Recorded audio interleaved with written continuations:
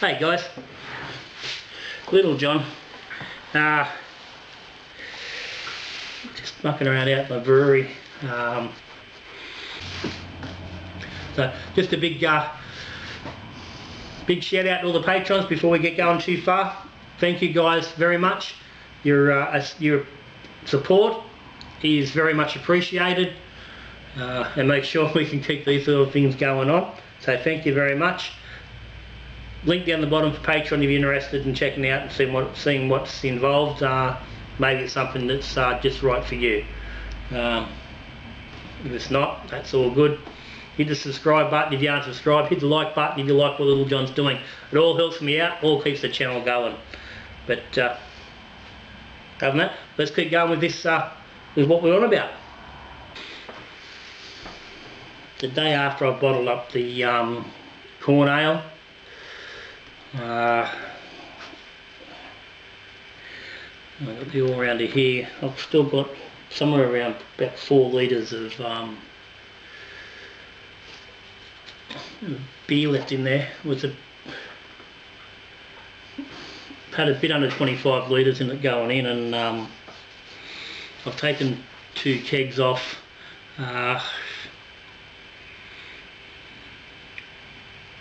If you've seen brew days, it'll end up about 2 litres more or something. So I really wanted 23 litres, got 25. I was playing around with the adjustments, and bloody, as always, the bloody Bravo Brew, the Brazil wanted to give me a little bit of grief and not really finish up where I wanted to. But anyway, wasn't sure what final gravity on this one was, because obviously it's been under ferment and I hadn't dragged off a sample to check before I went to the kegs. So this is the sample I took off it.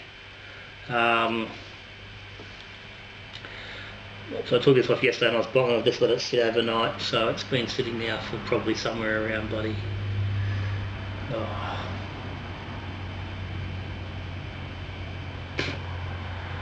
12, 15 hours, something like that. But anyway, it's gassed off. And what it's showing me is its final gravity of 1006. Now, I was looking for somewhere around 110, 111, going off previous fermentations with the corn. But this was a batch that I threw onto a cake of USA 5 from the previous batch of the Sunshine Ale. You may have seen post on Facebook where I described how crazy this went.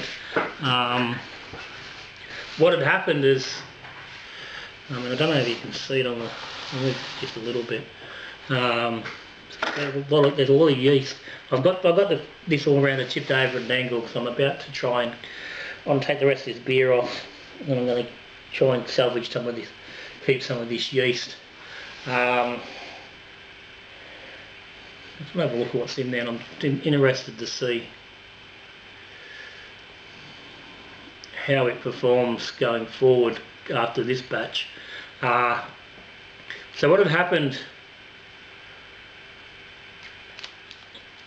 was I pitched this batch. I didn't have any USA 5 when I started doing this batch, and I really wanted to use A5 because I'd used it before and I was happy with really happy with the results I got with it. So I wanted to run it again, and given I didn't have any in the fridge, I did have options. I had Nottingham, I had BRY 97 in there dry, and there was probably had I thought about it a couple of days before I could have put something out of the yeast bank, but I was pushed for time, and because I bottled the Sunshine Ale the day before, I hadn't actually cleaned the all rounder out. It was still sitting here under pressure with the yeast cake in it and a little bit of beer. So I just took off, I did the brew day, took off the last bit of beer that was sort of sitting on the yeast cake, and then just dumped onto the cake. Now, I all the time say, don't do it, don't just pitch straight onto a cake. It's too much yeast. It's an overpitch. Now, and certainly was. That's where it progressed from that point. Now, went into the fridge with the all-rounder, put the spunding valve on. I didn't gas it up. I didn't pre-pressurise it. Just stuck the spunding valve on and just left it. I went in the fridge about 9 o'clock in the evening. I thought that's all good. I'll check it in the morning and I'll adjust the spunding valve to get the gas pressure I want. I was looking for some, I wanted to finish somewhere around 10 psi. So I just left it thinking, yeah, no problem, it's going to take a little while to kick off. But anyway, woke up the next morning, come out and checked, so it was about maybe 10 hours since pitch, and on the spunding valve, the gauge had wound all the way around and was sitting back on the bottom side of the needle. Now this gauge goes to 15 psi, and if this gauge was to continue on the same scale, then that would have got me, that needle would be around probably 15, 17, somewhere around 20 psi, somewhere in that ballpark. 20, maybe 22 psi. But anyway, the needle was hard against that rest, and I thought, oh, not good. There was a small ring of krausen on the top, and there's a little bit of activity going on in the wort. Not a lot, but there was, you could see the activity going on. So I wound the valve off to release some pressure, just slowly, and it's backed it off. And as soon as I started backing the pressure off, the krausen started to rise, and the activity in the wort just increased. So by the time I'd actually got the valve, the spunding valve back to about 15 psi, this was full, and you can see the yeast up on the top of the all-round on this one, all the way to the lid, and it was almost an eruption going on with the wort. It was physically bubbling. It was incredibly active. Far more active than I've ever seen any ferment ever, by a long shot. And at that point I was on the verge of having yeast and foam just spew out through the spunding valve, which was not something I wanted. Certainly, I was already concerned that I'd damaged the gauge. Certainly didn't want to be putting foam and yeast and shit through it as well. So I ripped the spunding valve off, stopped the pressure, it stopped expanding. But at that point it was like, okay, I need to do something with that, because it was gassing off at some bloody phenomenal rate, and I thought this is just gonna,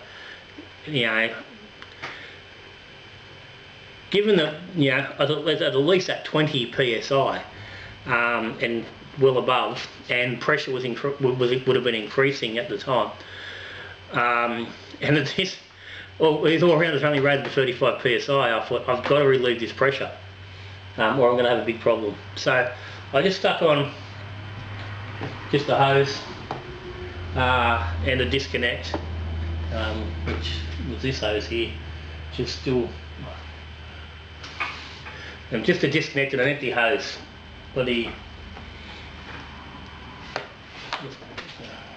Just a disconnect on one end, hose on the other, and I sat the hose into this jug just to let it bleed off. Now, I did that, and very quickly I'd filled this jug. This is a 2.5 litre jug. this had very quickly filled with foam. Mix of yeast, krausen, and there was still a huge amount of activity. It was still, and the foam and krausen was still pushing up. Dump that, come back, done it again. Filled that up, 3/4 filled that in no time at all. But it was starting to slow. The wort had dropped down to a much lower level in activity, and it wasn't pushing off quite as quick. So I've just rigged up a just quickly grabbed this 2 litre milk bottle, just threw some water in the bottom, cup and a half of water sort of thing. Just ripped a quick hole on top and just stuck the hose into that and just so run that as a blow off. Now that continued to blow off at high intensity for 10 minutes, and look, the permanent fridge over here in the corner of the garage. Had the blow off in there. I went out, I shut the door, went outside on the veranda, and I could still hear the blub, blub, blub, blub, blub, blub, blub, of it going through. That's how much pressure it had built up and how hard it had gone. And that went for about 10 minutes before it had sort of settled down. But left it go for an hour to make sure it was sort of settled and got itself sorted. At which point I was getting a fairly good steady flow of output of CO2. So I put the spunding valve back on, was able to adjust it to 10 psi and continue on. And from there, continued fairly steady, but still held probably well, you can see here on how thick the krausen was there. And as you can see, not krausen, it's yeast. It's not your typical dirty brownish krausen ring. It's a ring of yeast. When this had finished, there was probably 100 ml of yeast in that bloody container. I could have just top cropped it, but except this container was not sanitized. It was not bloody. It was just straight off the table, so it wasn't clean, and I wasn't able to. Couldn't have done that. But I could have top cropped quite a good amount of really bloody healthy yeast. But moving forward to yesterday bottling day, and there's a sample here, and I poured a glass last night, and there's a picture on Facebook. I put the picture up last night on Facebook on Little John's on the Facebook group, which some of you may have seen. But on the tasting last night, it was drier and a little bit hollow compared to previous versions. Now I had upped the original malt, or the malt on this, to an American Pale malt, instead of Pilsner. Trying to bring the body up, just trying to get a little bit more body in the actual brew than previously. Wasn't looking for a lot, but just a little bit more, and a little bit more malt presence. And I've really counteracted that, I think, with just savage ferment. And this is what I really wanted to like pointing out, and why, for the most part, dumping on the yeast cake is not a good idea. This is over fermented. Now, so the actual, the actual target gravity on this was 1009. Now, from a starting gravity of 1042. So that's somewhere around probably 76, maybe 77% attenuation. I don't know for sure. Be somewhere around there though. 42.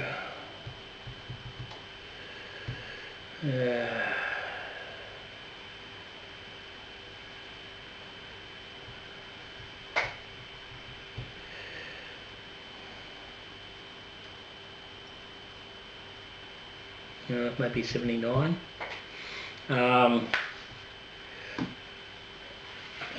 So with the corn, you're expecting a slightly higher attenuation than the standard 75, 76% that you get with 05. But gravity reading on this morning, this has gone to 1006. So it's dropped an extra 3 points, which is probably getting it more into the region of 80%.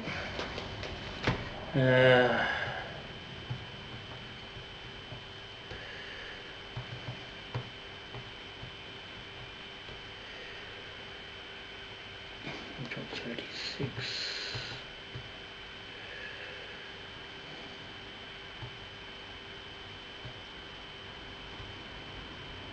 Which is closer to 85%. Even a little bit over 85%. So it's got very high attenuation. So well above what I would normally be expecting, and what I would get if I say pitched 2 packets rehydrated, or used a 150, 160 billion cell starter, which would have been the ideal normally. But so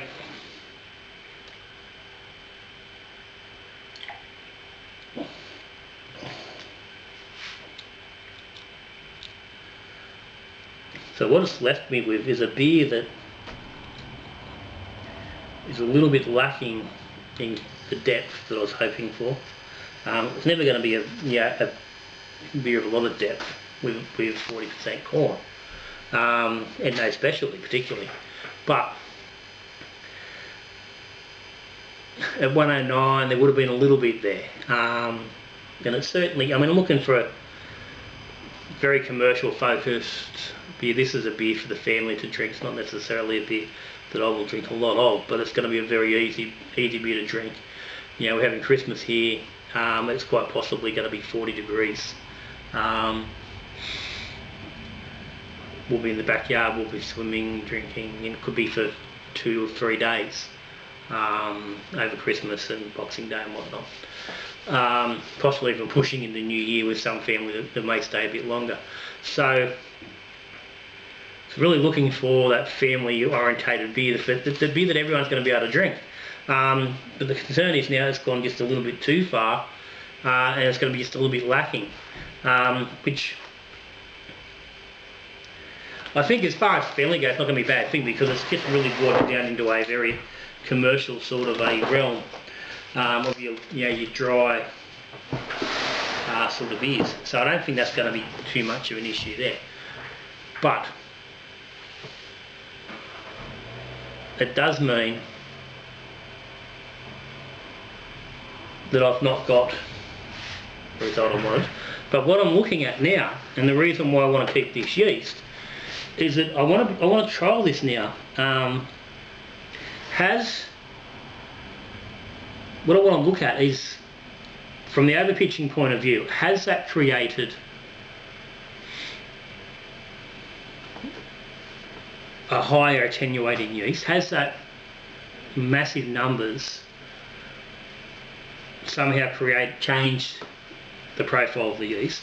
Or is it simply a case of there's just so many numbers, it's basically ganged up on the sugars that it normally would need?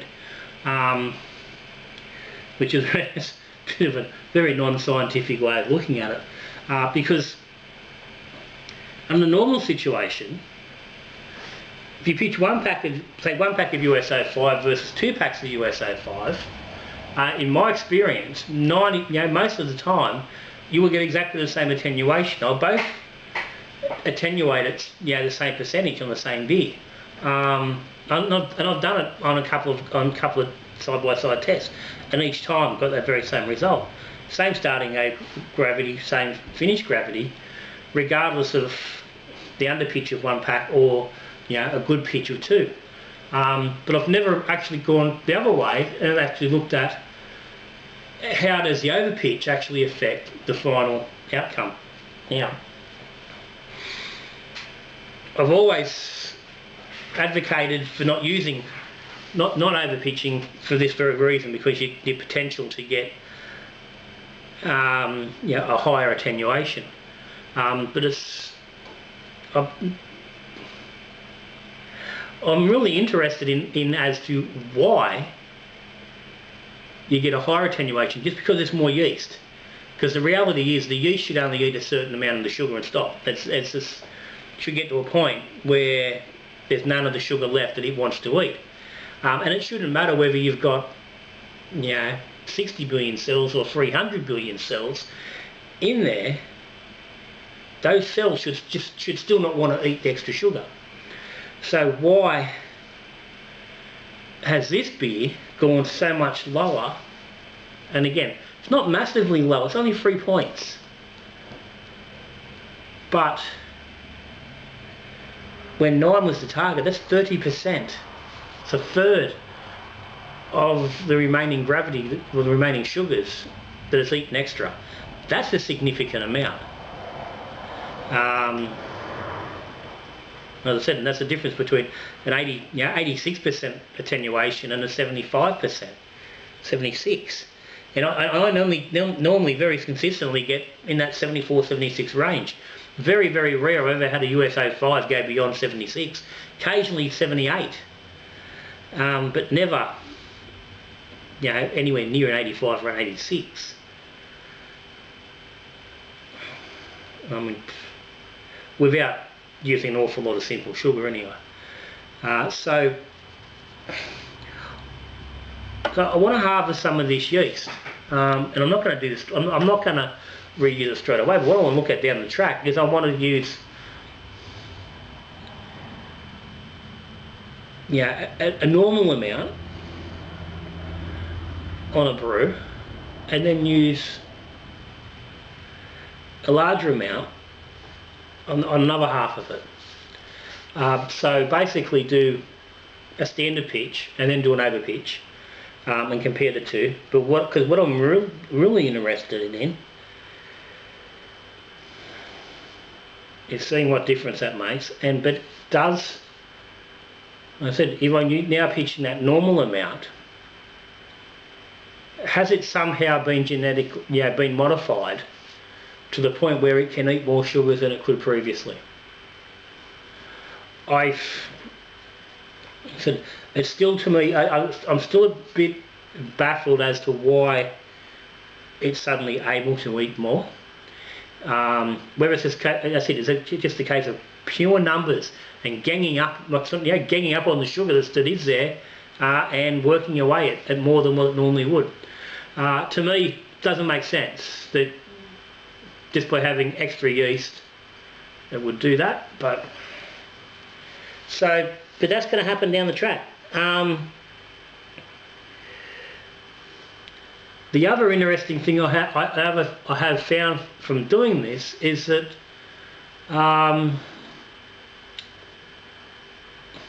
is overpitching potentially a way of getting a drier beer without the need for enzymes or extra sugar, or using lots of decks and the risk of getting the flavours that go with that. If you can make an all grain brew that's got plenty of body there and none of them simple sugars, and you can then get your yeast to eat far more of that and get to that 85% attenuation and make a drier beer, are you getting there with less risk of getting the apple flavours and the cider flavours that you can get from using simple sugars? So that's something I think I'm going to look at as well. I think I may look into doing a brew and specifically overpitching, but not using this yeast, is because this yeast to me now to some degree is mutated, or you know, it's like GM. It's like it's had a transformation of some kind where it's been forced into a production that's not normal. So if I'm going to do a full overpitch experiment to see whether the overpitch where simply overpitching creates this sort of scenario with a dry beer, then I'm just going to do it with just by simply pitching more yeast, more fresh yeast. So maybe looking at dropping 4 packets of 05 onto a batch instead of 2, doing double the yeast to try and replicate the same sort of thing. But I'm definitely going to take this yeast and see how it goes on another batch. And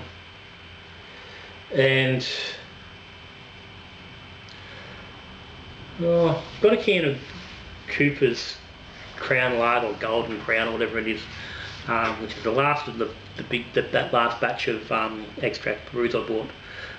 So I might throw that together maybe tomorrow or Monday, and get this on with this yeast. So I might pull this off today, and pull this beer off shortly. Take some sample. I need to get some jars set aside, so I've got nothing ready. Do that, and then get this batch on the next couple of days with, as I said, a normal size pitch, or more normal size pitch of this yeast, and then a big pitch of it, and see what how that goes.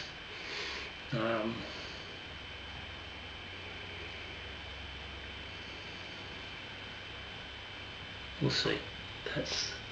I do want to get another brew on the next couple of days. I was really wanting to just get another Christmas brew on. But we will see about that. So anyway, that's bit of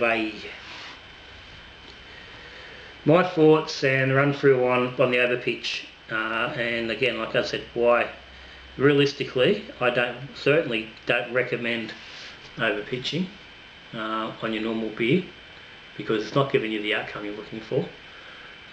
But yeah, interested to see whether it can be used as a way of producing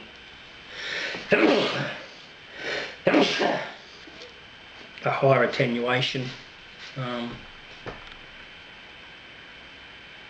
So maybe I don't know. Maybe that would be the better experiment. Would be to just do a side by side of a standard pitch and a bigger pitch with the dry yeast, and see how that goes. See what difference that makes. See if that replicates the same sort of thing, or whether pitching on the yeast cake itself has really been the cause, because God knows how many cells are actually created during a ferment. I don't know. I can't say I've ever really seen any numbers on it. There's numbers and guidance out there on cell growth for a starter, but I don't recall ever seeing really anything in regards to how much cells there are in your final yeast. Yeah, there are. Well, there is these talk of being somewhere around 6 billion cells in the yeast cake. I don't know what I'm fucking talking about. There's nothing out there, because there is stuff out there.